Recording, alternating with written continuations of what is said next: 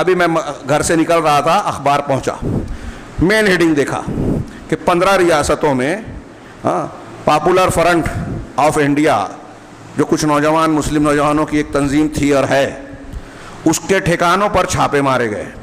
E D نے اور کیا کہتے ہیں دوسرے جو ایجنسیاں ہیں, پولیس کی ایجنسیز کی, انہوں نے جو ہے مل جل کر چھاپا کی کارروائی کی. NIA, ED, انہوں نے چھاپا مارا, جگہ جگہ گرفتاریاں ہو رہی ہے. یہ ایک الگ مسئلہ ہے. علماء کرام بڑے دنوں سے یہ باتیں کہتے رہے ہیں, نوجوانوں کو سمجھاتے ہیں علماء سے تعلق قائم کیا جائے, بڑوں سے تعلق قائم کیا جائے, صحیح منہج اختیار کیا جائے. کچھ لوگوں کو لگتا ہے کہ یہ بار بار کہتے ہیں, سمجھ میں نہیں آتا. آج یہ جو کارروائی ہوئی ہے اور آگے جو ہونے والی ہے مسلمانوں پر, اور پاپولر فرنٹ آف انڈیا سے متعلق جو گرفتار شدہ نوجوان ہوں گے, ان کا جو گھر ہوگا, ان سے متعلق جو جماعت ہوگی, ان کے جو دوست و احباب ہوں گے, ساروں پر پریشانی آئے گی. یہی سے کیا سمجھتے ہیں آپ؟ میں اپنی بات کہوں, چھوٹے مقامات پر چھوٹا عالم, بہت سارے مقامات پر میں نے یہ باتیں کہی, انفرادی ملاقاتوں اور مجلسوں میں یہ باتیں کہی. علماء کا ساتھ پکڑا جائے, صحیح منہج اختیار کیا جائے. یہ تحریکیت پوری دنیا میں مسلمانوں کے لیے مصیبت ہے, یہ خارجیت ہے جو سب سے بڑا اللہ کے رسول اللہ کی زبان نے اس فرقے کا نام لے کر کہا. بدعتی فرقوں میں سے اسی کا نام لیا, اس کی صفات بیان کی. اس سے پتہ چلا کہ یہ سب سے زیادہ نقصان دہ ہے, اور آپ نے کہا کہ یہ شر الخلق والخلیقہ ہے, مخلوق میں سب سے برے ہیں, اسلام اور مسلمانوں کو سب سے زیادہ نقصان پہنچانے والے. تحریکیت کی شکل میں پوری دنیا میں یہ موجود ہے. منبر رسول سے بول رہا ہوں, برا لگے, لیکن یہ حقیقت ہے کہ یہ ان لوگوں نے فائدہ کچھ نہیں پہنچایا, نقصان پہنچایا. مسلمانوں کو قتل کیا ان لوگوں نے خارجیوں کی طرح. خارجیوں نے حضرت علی, حضرت عثمان غنی رضی اللہ تعالیٰ عنہ کو قتل کیا, قتل کرنے والوں کی تعریف کی, ان کی تعریف میں مرثیہ اور وہ لکھے, اشعار لکھے. عبد الرحمن ابن ملجم حضرت علی کا قاتل ہے, اس کو ہم اور آپ اچھا بولیں گے, یہ خارجی تعریف کرتے تھے. حضرت علی کے بارے میں کیا خیال ہے؟ ان کے بارے میں تو آج کل یہ جمہوری مزاج ہے نا ہمارے یہاں, جس کے ہاتھ میں قلم آ گیا سوشل میڈیا میں سب علامہ بنے پھرتے ہیں اور تنقیدیں کرتے ہیں. کسی نے کسی حکومت کی سعودی عرب کی اگر وہ کر دی تو ہمارے ہاں کچھ علامہ کہتے ہیں کہ یہ منہج سلف کو اور سعودی عرب کو ایک مانتا ہے. یہ جاہل آدمی اپنے آپ کو عالم اور علامہ سمجھ رہے ہیں. کس نے کہا کہ دونوں کو ایک مانتے ہیں؟ لیکن جو صحیح منہج والا ہے اس کی تائید کرنا ایمان کا طریقہ ہے. غلطیاں کس سے نہیں ہوتی, غلطیوں کو ہم منہج صحیح سے نہیں جوڑتے.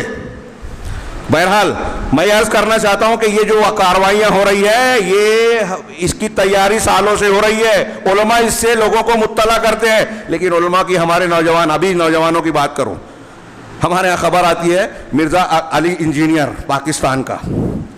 میں نے بار بار کہا کہ اس آدمی کو اتنا گھٹیا میں مانتا ہوں, سمجھتا ہوں, جاہل مانتا ہوں کہ اس کا نام لینا مجھے گوارا نہیں ہے. نام لینا پڑتا ہے اپنے بیوقوف نوجوانوں کی وجہ سے, کہ بغیر نام لیے لوگ بیان کرو تو ان کی سمجھ ہی میں نہیں آتا, اور نام لے کر بھی بہت سارے لوگوں کی سمجھ میں نہیں آتا. کربلا میں ایسا تھا, آپ امیر معاویہ کے زمانے میں ہوتے تو امیر معاویہ کا ساتھ دیتے کہ حضرت علی کا ساتھ دیتے؟ اس زمانے کی بات. اس وقت صحابہ کرام نے کیا کیا؟ کچھ صحابہ ایسے تھے جنہوں نے دونوں کا ساتھ نہیں دیا, مطلب دونوں کے ساتھ تھے, یہ سب سے صحیح تھے. ہمارا جواب یہ ہونا چاہیے. لیکن اس وقت کیا ہوتا, دونوں کے نقطۂ نظر, حالات, سیاسی اجتہادی خطا, یہ اپنی جگہ. اس وقت جو موقف لوگوں نے اختیار کیا, اپنے اپنے انداز میں اختیار کیا, کسی نے کفر اور شرک والی بات نہیں کی, اور دونوں گروہوں میں سے کسی نے بھی ایک دوسرے کو کافر, مشرک, گمراہ نہیں مانا. یہ آج آپ کرتے ہو کہ اہل بیت کی محبت کا یہ تقاضا ہے کہ قاتلین حسین سے نفرت کی جائے.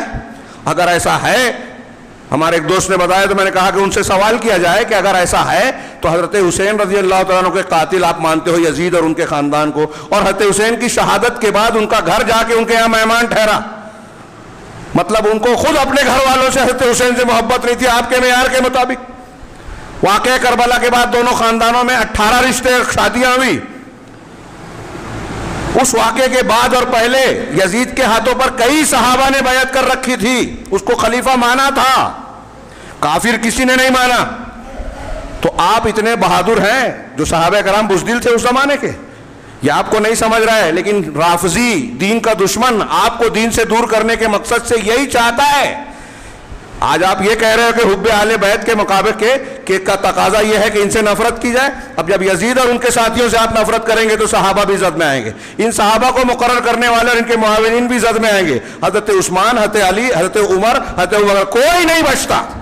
لیکن ان جاہلوں کو سمجھ میں نہیں آتا، آپ سر پھوڑ دیجئے.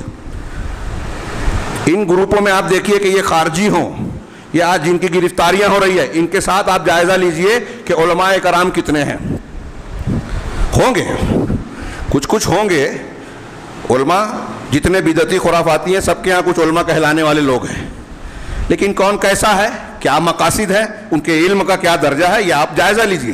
لیکن اکثریت آپ کو نظر آئے گی کہ علماء نہیں ہے، بلکہ ایک بڑی علماء کی تعداد ان پر تنقید کرتی ہوئی نظر آئے گی.